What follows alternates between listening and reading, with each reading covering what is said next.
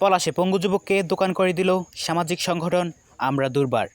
মোহাম্মদ বেলায়েত হোসেন, পলাশ, নরসিংদী।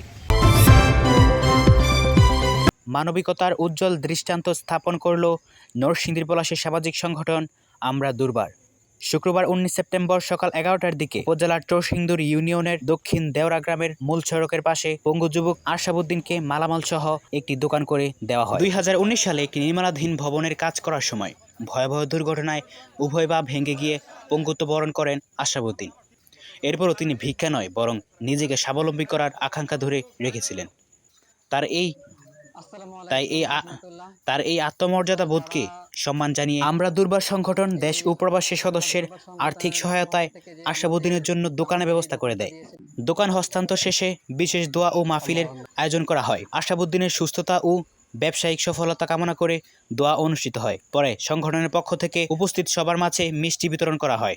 তাৎক্ষণিক প্রতিক্রিয়ায় আশরাফুদ্দিন কৃতজ্ঞতা প্রকাশ করে বলেন, আমি কারো কাছে হাত পাততে চাইনি। স্বাবলম্বী হওয়ার ইচ্ছেকে সম্মান জানিয়ে যারা আমার পাশে দাঁড়িয়েছেন দেশ বিদেশের সকল শুভানুধ্যায়ী ও সংগঠনের নেতৃবৃন্দকে আন্তরিক ধন্যবাদ জানাই।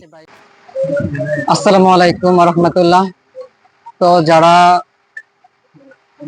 এই আমরা দুর্বার সংগঠনের পক্ষ থেকে যে আমাকে যে দোকানটা দিয়েছিল, যারা বিদেশে প্রবাসী ভাই ব্রাদাররা আছে তারা সবাইকে অনেক ধন্যবাদ।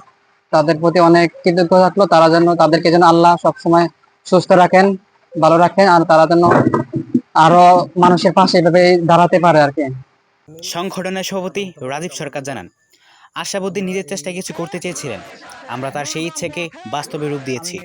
আশা করি দোকান পরিচালনার মাধ্যমে তিনি আত্মনির্ভর হয়ে উঠবেন। আমাদের এই ধরনের মানবিক কাজ ভবিষ্যতে অব্যাহত থাকবে। উপদেষ্টা বিশিষ্ট সমাজসেবক ও মাহবুবুল আলম প্রিন্স বলেন, এই মহৎ কাজে অংশ নিতে পেরে সত্যিই ভালো লাগছে।